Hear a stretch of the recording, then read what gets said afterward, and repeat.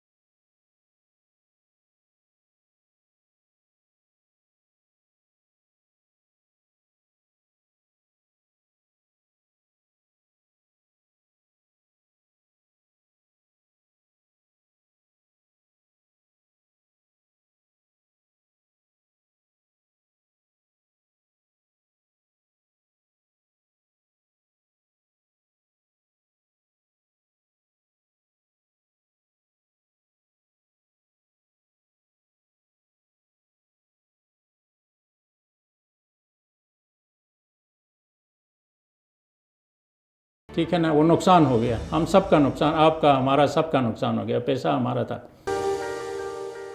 Daily के to Pakistan के नाजरीन को मेरा सलाम पहुँचे।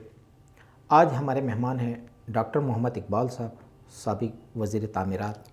1994 से इंतखाबी सियासत, जिस वक़्त जमाती इंतखाबात हुए उस वक़्त से इन्होंने आगाज़ किया। गिलगित और बिलखुसूस जो इनका अपना हल्का इंतखाब रहता है उसके अंदर इनके तरक्की के हवाले से बड़ा रोल रहा है।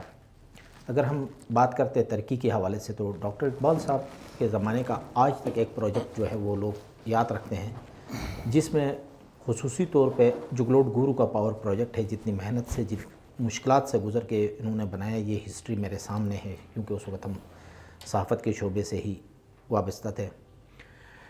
अस्सलाम वालेकुम डॉक्टर साहब। अस्सलाम वालेकुम। डॉक्टर साहब, चूँकि आप वज़ीर तामीरात रहे 5 साल, बड़ा अहम रोल, और वो हमारे हमारे ग्रुप के अखबार के अंदर ख़बर भी लगी थी, डॉक्टर इकबाल जो है वज़ीर तामीरात बन गए। डॉक्टर इकबाल को तो वज़ीर सेहत होना चाहिए था, लेकिन तामीरात के मिनिस्टर बने। बड़े आपने अच्छे अंदाज में काम किया, बड़ा आपने फील्ड वर्क भी किए, बल्कि साइडों पे विज़िट भी किया। जो डेवलपमेंट हुई उससे आप पर्सनली कितने मुतमईन थे, और आज वही डेवलपमेंट के साथ जो सलूक हो रहा है उसके बारे में आपका पर्सनल एक्सपीरियंस या तजिया क्या है? शुक्रिया मंजर भाई। जैसे कि आपने अपनी तमहीद में कहा कि मैं तो डॉक्टर हूँ, मुझे हेल्थ मिनिस्टर होना चाहिए था, लेकिन वर्क्स का मिनिस्टर बनाया गया। ये मुझे ख़ुद भी समझ नहीं आया आज तक कि मुझे क्यों नहीं हेल्थ मिनिस्टर बनाया गया और वर्क्स की मिनिस्ट्री मुझे क्यों दी गई। खैर वो एक पुरानी बात है। तो जब ये मिनिस्ट्री मुझे मिली, हफीज़ुर रहमान साहब ने जब मुझे कहा कि आपको मिनिस्टर बना रहे हैं, पहले तो मैंने इनकार किया। बाद में खैर उन्होंने मुझे मिनिस्टर बनाया, और फिर उसके बाद वर्क्स की मिनिस्ट्री मुझे मिल गई। तो उस वक़्त बकौल उनके कि वर्क्स की मिनिस्ट्री में करप्शन ज़्यादा है, तो इसलिए हमने आपको उधर भेजा है ताकि वो करप्शन पे कंट्रोल कर सकें। खैर मैंने उसको एक चैलेंज समझ के कबूल किया। और डेवलपमेंट के हवाले से जो आपने ज़िक्र किया, कि मैं ये समझता हूँ कि उन 5 सालों में जितनी डेवलपमेंट हुई जितने तरक्याती काम हुए मेरे ख्याल में हिस्ट्री में इतने ज़्यादा नहीं हुए थे। वो इसलिए कि देखें, अब आप कंपेयर करते हैं इस गवर्नमेंट के साथ, ठीक है ना। मौजूदा गवर्नमेंट जो है ना, ये इनके 1 साल तकरीबन पूरा हो रहा है।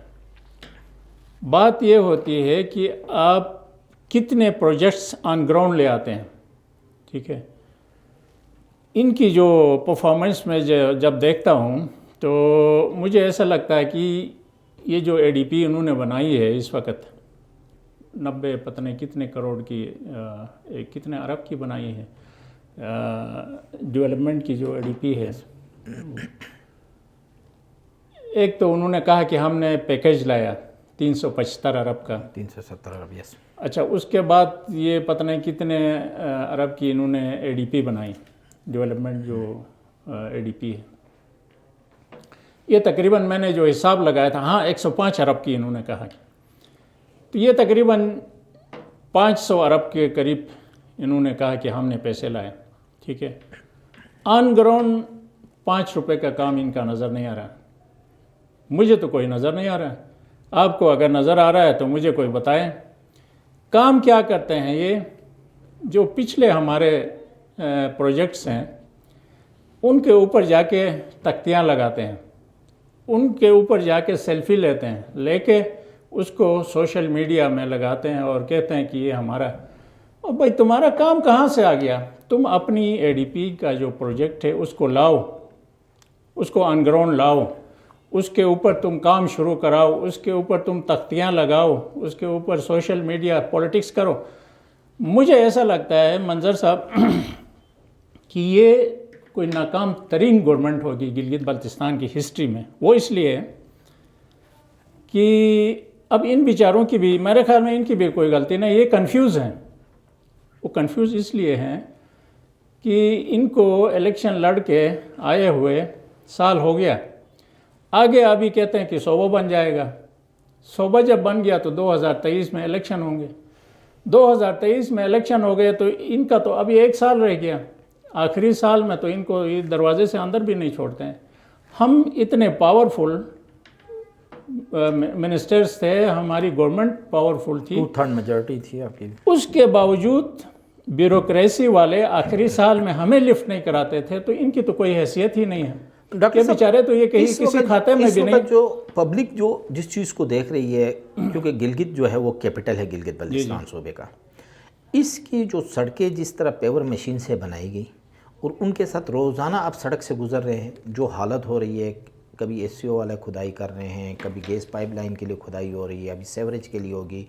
लोग कहते हैं कि यार ये करोड़ों रुपए खर्च किए क्यों थे, तो फिर ये तामीर करते हैं, फिर तोड़ फोड़ करते हैं। ये एक बड़ा इशू आ रहा है मंजर भाई, ये बड़ा अनफॉर्चुनेट, इसके ऊपर मुझे भी बड़ा दुख होता है कि आप इतने पैसे खर्च करके और उसको फिर तोड़ते हैं, ठीक है ना। इसकी बुनियादी वजह यह है कि हम लोग प्लानिंग नहीं करते हैं, हमारी प्लानिंग बहुत कमज़ोर है, ठीक है।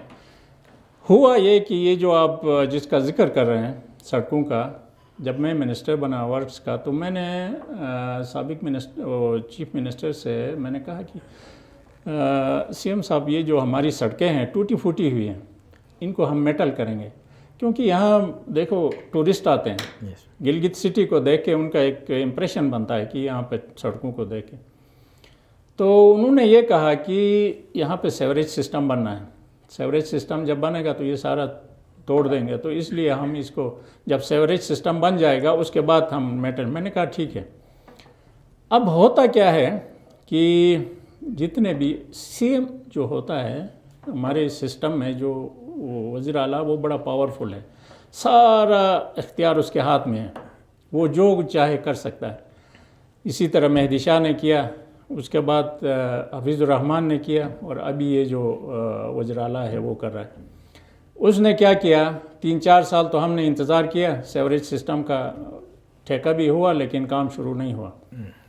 अब आ गया आखिरी साल, तो आखिरी साल में तो फिर आपको इलेक्शन की फ़िक्र होती है, उसने इलेक्शन भी लड़ना था।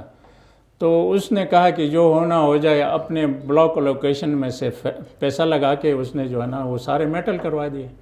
मैं वर्क्स का मिनिस्टर हूँ, मुझसे कोई किसी ने नहीं पूछा, न मैं किसी मीटिंग में शरीक था, ना और किसी उसमें, क्योंकि हम अच्छा, इसमें हकीकत क्या है कि ये जो सड़कें बनी, जैसे आपने अभी डिस्कस किया, वक्स का मिनिस्टर ऑन बोर्ड नहीं था, तो उस वक्त एक एक्सियन साहब जो है वो चीफ मिनिस्टर हाउस में बैठते थे, वहीं एक्सियन साहब वहीं पे PC1 बनाते थे, वहीं से वो एग्जीक्यूट होता था, वहीं से ये टेंडर होते थे, जिसकी वजह से अभी जो है करप्शन की नई कहानी खुल गई। कोई डिपार्टमेंटल इंक्वायरी के अंदर कोई 10 से 12 करोड़ की एक करप्शन वाज़े तौर पे इसी पेवर के ज़रिए जो सड़क बनाई गई, इसका सामने आ रहा है। देखें, इसका करप्शन के बारे में मुझे कोई ऐसी, मैं झूठ नहीं बोल सकता हूँ कि मेरे पास ना कोई इन्फॉर्मेशन है, ना मेरे पास कोई ऐसा सबूत है।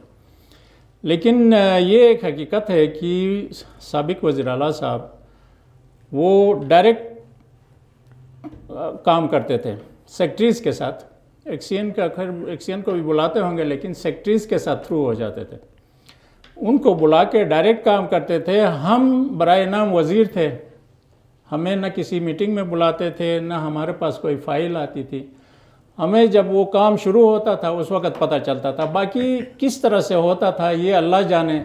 बाकी मैं खामखा किसी पे झूठा इल्ज़ाम लगा के कि उसने करप्शन किए, ये चीज़ें जब मुझे पता ही नहीं है तो मैं इस बारे में। अच्छा डॉक्टर साहब, इसके अलावा जो मेन जो चीज़ है वो ये बताया जा रहा है कि आप और औरंगज़ेब साहब साबिक वज़ीर आला हफीज़ुर रहमान साहब के राइट और लेफ्ट हैंड होते थे। जब वो आपसे नहीं पूछते तो फिर किससे पूछते थे? ये तो आप उनसे पूछें, वो किससे पूछते थे, मुझसे तो नहीं पूछते थे।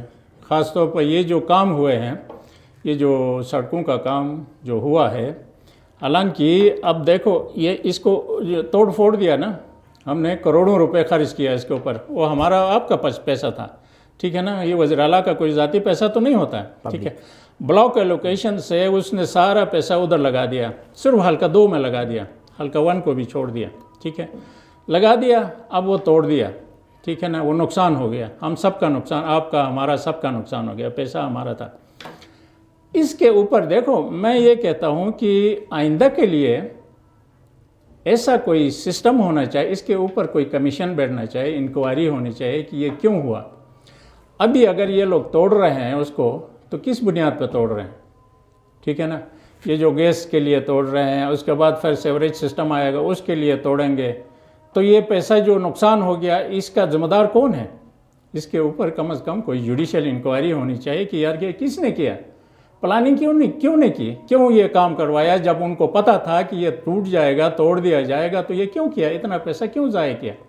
इसके ऊपर कम से कम मैं ये कहता हूँ कि गिलगित बल्तिस्तान की नहीं, पाकिस्तान की जुडिशरी को लाके सुप्रीम कोर्ट ऑफ पाकिस्तान के किसी जज से इंक्वायरी करवा के, ताकि आइंदा के लिए ये सिस्टम जो है ना ख़त्म हो जाएगा। और अभी आप देखेंगे ये जो वज़ीर आला है, इसके पास ब्लॉक एलोकेशन है ना, पैसा है, बहुत है, वो 1 रुपया आपके हल्के में नहीं लगाएगा, 1 रुपया हल्का 1 में नहीं लगाएगा, 1 रुपया हल्का 3 में नहीं लगाएगा, वो ले जाकर अस्तौर में लगाएगा। अगर अस्तौर के अलावा उसने कहीं पे लगाया तो आप मुझे इसी जगह बुला के आप मुझसे पूछ लें अगर कि आपने झूठ क्यों बोला। ये वज़ीर आला, हर वज़ीर आला यही करता है, ठीक है ना। ये सिर्फ़ और सिर्फ इन्होंने एक मजाक बनाया हुआ है, हमारे सिस्टम के साथ अपने जो पावर्स हैं उसको मिसयूज़ करते हैं। ये बड़ी अनफॉर्चुनेट बात है, और इसके लिए देखें हम तो उस प्रोसेस से गुज़र गए, हमने तो 5 साल गुजार दिया। अभी ये जो मिनिस्टर बैठे हुए हैं ये बेचारे, ये इनको एक बात ये है कि उस वक़्त हम कम से कम बोलते थे, चीफ मिनिस्टर के सामने बोलते थे, अंदर जो बातें होती थी, गलत काम होते थे, उस पर हम स्टैंड लेते थे कैबिनेट सेशन में। लेकिन ये बेचारे स्टैंड भी नहीं ले सकते हैं। ये बच्चों की तरह इनको ला के सामने कोई इशू खड़ा हो गया, जैसे कल परसों ये कोई हो गया था, 2-4 बच्चों को मिनिस्टर के नाम पे आगे कर देता है, ठीक है ना। मिनिस्टर, चीफ मिनिस्टर खुद उसका कोई नाम निशान नहीं है, मुझे कोई उसकी परफॉर्मेंस नज़र नहीं आ रही है, और आगे जो है ना इनको आगे करके जब भी कोई इशू पैदा होता था, तो ये जो है ना इस तरह से गवर्नमेंट नहीं चलती है। इसके लिए जो है ना, डॉक्टर साहब आप बहुत सीनियर पार्लियामेंटेरियन रहे, गिलगित बल्तिस्तान के, हुकूमत में रहे, हुकूमत का हिस्सा रहे। अभी पहले आपने एक बात की कि गिलगित बल्तिस्तान में मुंतखब हुकूमत जो है वो ताकतवर है या ब्यूरोक्रेसी?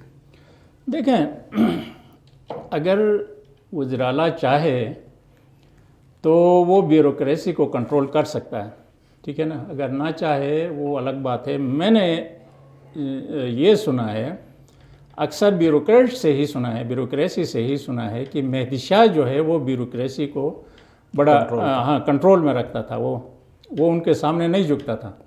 लेकिन बदकिस्मती से उसके बाद जो हमारे वज़ीर आला साहब थे वो ब्यूरोक्रेसी के साथ थ्रू थे, ठीक है ना। वो उनको कंट्रोल करने के बजाय उनका जहन ये था कि मैं उनके ज़रिए से सारा काम अपने हलके में जो कुछ करना था वो उनके ज़रिए से करवा लूँगा। खैर उसके बाद ये जो मौजूदा वज़ीर आला हैं ये तो उनसे भी गए गुज़रे हैं, इनकी तो कोई मुझे ये ब्यूरोक्रेसी के सामने मुझे नहीं लगता है कि ये कोई एक लफ्ज़ भी बोलते होंगे। डॉक्टर साहब, आपने एक ब्यूरोक्रेट के साथ उसी दौरान जो है मिनिस्टर थे, आपने क्लेश लिया कोविड वाले इशू पे, लॉकडाउन पे, तो उस पर तो एक जगह में हमारे सामने एक सेंटेंस कहा गया कि मैं माफ़ी मांगता हूँ साबिक चीफ मिनिस्टर ने। उसके बाद आपका और चीफ मिनिस्टर के दरमियान जो साबिक, उनके दरमियान काफ़ी दूरियां पैदा हो गई। अब कैसे ताल्लुकात हैं? उसके बाद हमारा कोई रब्ता ही नहीं है, न साबिक चीफ मिनिस्टर से ने मुझे कोई कॉल किया है, न मैंने उनको कोई कॉल किया है, न हमारी कहीं मुलाकात हुई है। हम अलग अलग हैं, मैं अपनी जगह बैठा हूँ, वो अपनी पॉलिटिक्स कर रहा है। दूरियां कब तक रहेंगी दरमियान में? क्योंकि आपके हलके से एक और जो बंदा जो आपके मद्दे मुकाबिल हमेशा इलेक्शन कंटेस्ट करते हैं वो नून लीग में शामिल हो गए सेकंड टाइम। आप फ्यूचर में 2023 में इलेक्शन हो रहे हैं, आप क्या देख रहे हैं अपना फ्यूचर, किस पार्टी के साथ देख रहे हैं? देखें मंजर भाई, सियासी पार्टियाँ जो हैं इनमें कौन लोग जाते हैं? वो जिनको बैसाखियों की ज़रूरत होती है। अगर आपके अंदर कुछ है, गट्स हैं, तो मेरा नहीं ख्याल कि आपको किसी सियासी पार्टी या कौम परस्ती या फलाना की या फ़िरका परस्ती की ज़रूरत पड़ेगी। ये चीज़ें वो इस्तेमाल करते हैं। देखें असल में होता क्या है, इंसान के अंदर एक इनसिक्योरिटी होती है, खौफ होता है, जिसकी वजह से इंसान अपने आप को इनके साथ आइडेंटिफाई कर लेता है, किसी कौमियत के साथ, किसी फ़िरके के साथ, किसी पार्टी के साथ। मैं 2015 में इलेक्शन लड़ा, 1999 में भी इलेक्शन लड़ा था। मैं मुस्लिम लीग नून से उस वक्त लड़ा था। मजीद मलिक मिनिस्टर था, वो मेरा दोस्त था। उसने कहा यार टिकट ले लो। 94 में भी आप लड़े? हाँ, 94 में मैं तहरीक जाफरिया से, 99 में मुस्लिम लीग नून से लड़ा। तो उस वक्त इलेक्शन लड़ा, हुकूमत नहीं थी, नून की हुकूमत ख़त्म हो गई थी, लेकिन मैं लड़ा, जाफ़र शाह और मेरा मुकाबला हो गया, मैं 200 वोट से हार गया। उस वक्त हफीज़ुर रहमान साहब जमीयत उलमा इस्लाम में थे, वो नून लीग में नहीं थे, बाद में वो नून लीग में आ गए। जानबाज साहब हमारे सदर होते थे और सैफुर रहमान जनरल सेक्रेटरी थे। खैर उसके बाद मैंने 15 साल में मुल्क से बाहर था, फिर आ गया 2015 में, मुझे हालात का नहीं पता था। फिर मैं नून लीग से, क्योंकि मैं पहले एक दफ़ा लड़ चुका था, इलेक्शन लड़ा, मैं नवाज शरीफ और इनकी तस्वीरें नहीं लगाता था अपने पोस्टर के ऊपर। नून लीग के वो जो कारकुन थे आके मुझसे लड़ते थे, नाराज़ होते थे, कहते कि आप नवाज शरीफ की तस्वीर। मैं कहता था अगर किसी ने वोट देना है तो डॉक्टर इकबाल को दे दें, मैं नवाज शरीफ या जरदारी के नाम पे वोट लेके जीतने से मैं हारना बेहतर समझता हूँ। मेरी परफॉर्मेंस पे दे दें, मेरी लीडरशिप क्वालिटीज़ पे दे दें, मेरी जो इंक्लूसिवनेस है या मेरी जो अंदर में गट्स हैं उनके ऊपर मुझे कोई वोट दे दे। अगर मैं लीडर के काबिल हूँ तो मुझे वोट दे दें, नहीं है तो नहीं दे दें। मैं क्यों नवाज शरीफ के नाम पे, जरदारी के नाम पे या इमरान खान के नाम पे वोट ले लूँ? तो ये बात ये है कि अब भी मैं इंडिपेंडेंट हूँ, ठीक है ना। मेरे पास आए थे, नून लीग वाले भी आए थे, शफी खान काफ़ी अरसे से कोशिश कर रहा था, मेरे पास आए, उनके नाम भी मैं उसके इंटरव्यू में ले चुका हूँ। 3 लोग उनके अहम लोग आए थे। उन्होंने कहा कि हमें आपके पास हफीज़ुर रहमान ने भेजा। मैंने कहा क्यों? उन्होंने कहा कि वो ये कहता है कि अगर डॉक्टर इकबाल शामिल होता चाहता है तो हम शफी खान को नहीं लेते हैं। तो मैंने उनसे ये कहा कि मैं एक दफ़ा ये पार्टी तब्दील करके गलती कर चुका हूँ, अब मैं बार बार ये पार्टियों में जाके बाहर निकल के ये काम नहीं कर सकता हूँ। मैं आराम से बैठा हूँ, मैं बाद में सोचूंगा जब मैं अपने लोगों से मशवरे कर। खैर वो बाद में जो भी हुआ उसको ले जाके शामिल, ये उसकी मर्ज़ी है, वो सियासी पार्टी है, कोई आता है कोई जाता है, ये चीज़ें होती रहती हैं। लेकिन मेरे अंदर जो है ना वो मैं कॉन्फिडेंट हूँ, ठीक है ना। शफी खान के जाने से या किसी और के आने से या फलाने से मेरी सेहत पे या मेरी पॉलिटिक्स पे कोई फ़र्क नहीं पड़ता है। मैंने तो इलेक्शन आगे जो भी लड़ना है देखूंगा, अगर मुझे ज़रूरत पड़ी तो किसी पार्टी में जाऊंगा, नहीं पड़ी तो जैसे मैंने पिछले इलेक्शन में एक हफ्ता पहले बनी हुई हुकूमत का मुकाबला किया है कि नहीं किया है? मैंने अकेला किया ना, मेरी कोई सियासी पार्टी तो नहीं थी। मुकाबला रहा आपका नून लीग का मैंने मुकाबला किया, वो मेरे मुखालिफ थे, पीपल्स पार्टी मुखालिफ थी, तमाम जीते हुए कैंडिडेट आके वहाँ मेरे हलके में मेरे खिलाफ कैंपेन कर रहे थे। हर एक को उन्होंने ये कहा था कि तुम्हें वज़ीर आला बनाते हैं, जाके डॉक्टर इकबाल को हराओ। गंडापुर ने इनको सबको यही कह के भेजा हुआ था, इनको बेवकूफ़ बनाया था। और इसी तरीके से मैंने अकेला उन सब का मुकाबला किया। मैं समझता हूँ ये मेरी जीत है। लोगों ने मुझे वोट दिया, डॉक्टर इकबाल को वोट दिया, न नवाज शरीफ को दिया है, न जरदारी को दिया है, न मरियम नवाज़ को दिया है, न किसी और सियासी लीडर। किधर गया तुम्हारा बिलावल भुट्टो? घर घर फिरता था, मरियम नवाज़ आके जलसे करती थी, किधर गए उनके वोट? मैंने सबसे, वो चौथे, पाँचवें, छठे नंबर पर आ गए और मैं सेकंड उनके साथ मैंने मुकाबला किया। तो ये मेरी जीत है। मैं समझता हूँ कि लोग मुझे समझते हैं। अगर देखें, अगर आपको लोग नहीं जानते हों, ठीक है ना, जैसे शहरों में होता है, लोग आपको नहीं जानते, आप किसी सियासी की पार्टी के नाम पे इलेक्शन लड़ते हैं, उसके बाद फिर आप गायब हो जाते हैं। हमारे यहाँ तो लोग जानते हैं। मैं 4 इलेक्शन लड़ चुका हूँ, 2 जीत चुका हूँ, तो लोग मुझे बच्चे जानते हैं। इस बात को मान लेते हैं कि गिलगित बल्तिस्तान की जो डेवलपमेंट में जो ब्लॉक लोकेशन है, जैसे हफीजुर रहमान साहब ने ब्लॉक लोकेशन को यूज़ किया, पब्लिक मनी को यूज़ किया, अभी जैसे आपने दावा किया खालिद खुर्शीद भी ब्लॉक लोकेशन का पैसा जो है वो अपने हल्के में लगाएगा। हाँ, बिल्कुल लगाएगा। तो आप ये बताएं कि ये ब्लॉक लोकेशन को मिस यूज़ करके जो इस तरीके से लोगों को नवाजा जाता है या किसी इलाके को नज़रअंदाज किया जाता है, ये अपने पॉलिटिक्स, इससे इनका सियासी मुस्तकबिल क्या बनेगा? ये होता ये है कि देखो, जो वज़ीर आला है उसने भी तो जाहिर है वो इलेक्शन लड़ के जीत के वज़ीर आला बन गया ना। अगर वो लोगों ने वोट नहीं दिया होता तो वो क्या है, एक आम आदमी है, फुटपाथ पे चल रहा होता है। तो अब जब वज़ीर आला बनता है तो उसके अंदर एक ऐसी वो पैदा होती है, वो ये समझता है कि मैं कोई बहुत बड़ा आदमी हूँ और मेरे अंदर इतनी क्वालिटीज़ हैं कि मैं अगली दफ़ा फिर वज़ीर आला बनूँगा, इलेक्शन लड़ के जीत के वज़ीर आला बनूँगा। तो वो अपनी जो पावर्स हैं उनको मिसयूज़ करता है। पावर क्या है? पैसा है उसके पास, ठीक है ना। वो पैसा ले जाके वो अपने हलके में इस्तेमाल करता है ताकि अगली दफ़ा फिर इलेक्शन जीत सके, ठीक है ना। तो ये मैं ये समझता हूँ कि ये हमारे सिस्टम के अंदर बहुत बड़ी ख़राबी है कि वज़ीर आला को इतनी इन्होंने पावर्स दी हुई हैं कि वो पैसा जितना मर्ज़ी और जिस जगह मर्ज़ी खर्च कर सकता है, उससे पूछने वाला कोई नहीं होता, ठीक है ना। जैसे हफीजुर रहमान ने किया, हवादों में किया। अभी ये आप देखते हैं, जहाँ भी रोज़ाना मैं अखबार में पढ़ता हूँ, अस्तौर में हम ये करेंगे, अस्तौर में ये करेंगे, शोल्टर पास बनाएंगे, फला। क्या गिलगित बाल्तिस्तान में सिर्फ अस्तौर है? बाकी और कोई इलाका नहीं है? गिजर नहीं है, हुंजा नगर नहीं है, वहाँ की ज़रूरतें नहीं है, वहाँ पे सड़कों की ज़रूरत नहीं है, हर चीज़ की ज़रूरत। ब्लॉक लोकेशन से मिस यूज़ मेहदी शाह ने भी किया या बकौल के हफीजुर रहमान ने भी किया, उसके बावजूद ये दोनों अपने हल्के से नहीं जीत सके। क्या वजह? देखें, वजह ये है ना, देखें, लोग हमेशा आगे को देखते हैं, पीछे नहीं देखते, ठीक है ना।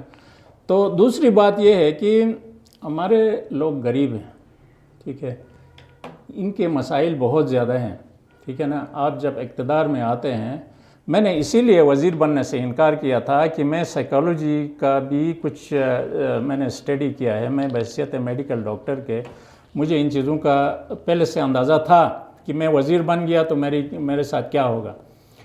तो जब आप वज़ीर बनते हैं या वज़ीर आला तो बहुत बड़ा होता है, वज़ीर आला बनते हैं तो लोग आपके साथ इतनी तवक्कुआत वाबस्ता कर लेते हैं कि आपको उनको पूरा करना मुमकिन ही नहीं होता है। आप किस किस को नौकरी दे देंगे, किस किस को पैसा दे देंगे, किस किस को प्रोजेक्ट, मुमकिन नहीं होता है, ठीक है ना। जब नहीं कर सकते हैं तो लोग जो है ना आपके ख़िलाफ़ फिर नफ़रत करना शुरू कर देते हैं, ठीक है ना। आज तक देखो, पीपल्स पार्टी की हुकूमत में जितने भी वज़ीर थे वो सब के सब हार गए, हम लोग जीत गए। नेक्स्ट उसमें हमारे जितने भी वज़ीर थे सब के सब हार गए, हुकूमत के टिकट लेने के बावजूद भी हार गए। मैं तो आज़ाद था, चलो मैंने मुकाबला भी किया, लेकिन उसके बावजूद भी देखो जितने भी वज़ीर थे, बशमूल वज़ीर आला के सब वो वजह यह है कि लोगों की तवक्कुआत बहुत ज़्यादा होती हैं और इन बेचारों का तो ऐसा बुरा हाल होगा कि देख लेंगे आपकी, हमारी तो फिर भी कुछ न कुछ से है। मैंने तो मुकाबला भी किया, ठीक है ना, लेकिन ये तो मुकाबले में भी नहीं आ सकेंगे इंशाल्लाह। आइंदा जो इलेक्शन होगा उसमें क्योंकि आप हमने देखेंगे। यही देखा पिछला लास्ट इलेक्शन में भी वो मुकाबले में नहीं आए। डॉक्टर साहब, चूँकि आप मिनिस्टर तामीरात रहे हैं, हमारा मकसद डेवलपमेंट प्रोजेक्ट पे है फोकस, तो लास्ट क्वेश्चन आपसे मैं करने जा रहा हूँ कि इस पूरा डेवलपमेंट प्लान के अंदर चीफ एग्जीक्यूटिव क्या हमारे प्लानिंग डिपार्टमेंट को डिस्टर्ब करता है, या प्लानिंग वाले गलत काम करके ये सारा हमारा निज़ाम को बिगाड़ रहे हैं? चीफ एग्जीक्यूटिव प्लानिंग को डिस्टर्ब करता है। वो कैसे? उसकी अपनी प्रायोरिटीज़ होती हैं, ठीक है ना। वो आगे इलेक्शंस को मद्देनज़र रख के उनके ऊपर प्रेशर डालता है कि ये काम करो, ये प्रोजेक्ट रखो। वो डरते हैं, वो कहते हैं कि हमारे ऊपर केस बनेगा। जैसे हफीज़ुर रहमान ने यहाँ ब्रिजेस रखे।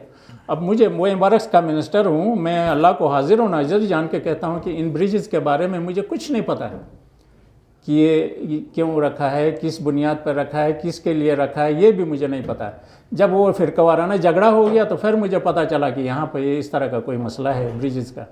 अच्छा, अब वो प्लानिंग वालों ने उसके ऊपर स्टैंड ले लिया। उन्होंने कहा कि ये तो अप्रूव नहीं है, हम कैसे करेंगे। एक ब्रिज को 2 बनाया, 2 को 3 बनाया, 3 को 4 बनाया, तो 4 बनाया तो उन्होंने कहा ये पैसा कहाँ से आएगा, ठीक है ना। तो वो तो जाहिर है उनको अपनी फिक्र पड़ी होती है, ये तो गवर्नमेंट इनकी कल ख़त्म हो जाएगी, नेक्स्ट जो गवर्नमेंट आएगी या नेब वाले हमें पकड़ेंगे। वो डरते हैं बेचारे, उनके ऊपर प्रेशर डाल के, धमकियां दे के, उनको डरा धमका के जो है ना, वो किसी से लेटर लिखवा के क्या करके। बहरहाल ये है कि वो दौर तो गुजर गया, ठीक है ना। अब ये जो दौर इस वक्त चल रहा है इसमें भी यही होगा। आप देख लेंगे कल को ये जो वज़ीर-ए-आला है, अभी तो एडीपी सीएम हाउस में बन गई थी। हाँ बिल्कुल, इन्होंने खुद एडीपी बनाई है और उसमें जो है ना अपने ज़ाती स्कीमें और पता नहीं क्या क्या चीज़ें अंदर डाल दी हैं, ठीक है ना। वो तो आप पढ़ेंगे तो आपको पता चलेगा। तो ये मिसयूज़ करते हैं चीफ एग्जीक्यूटिव जो है ना, इसको पूरे सिस्टम को हाईजैक करता है, मिसयूज़ करता है। तो ये जाहिर है हमारे लोगों को भी इस पे सोचना चाहिए यार कि ये क्या हो रहा है। इस तरह की जो है ना, हम कब तक ये चीज़ें बर्दाश्त करते रहेंगे कि एक आदमी अपने आप को वज़ीर-ए-आला बना के सारा फंड भी जो है ना अपने इलाके में लगाएगा, पूरे सिस्टम को भी हाईजैक करेगा, डिपार्टमेंट्स को डरा धमका के जो है ना उनको अपने मफाद के लिए इस्तेमाल करें, नौकरियां भी अपने लोगों को दे देगा और बाकी लोग जो है ना वो तमाशा देखते रहेंगे। ये कब तक ये तमाशा चलता रहेगा, ये मुझे समझ नहीं आया। शुक्रिया डॉक्टर साहब, चूँकि आपकी जो गुफ्तगू है उससे नाजरीन को जो है वो काफ़ी अवेयरनेस मिल गई कि गिलगित बल्तिस्तान में जो डेवलपमेंट का जो बेसिक प्लान होता है उसके पीछे कौन से नासिर होते हैं, किस तरीके से वो डिस्टर्ब होता है या जैसे भी है। फिर किसी और मौके पे फिर एक नए प्रोग्राम के साथ हम हाजिर होंगे। अल्लाह हाफ़िज़।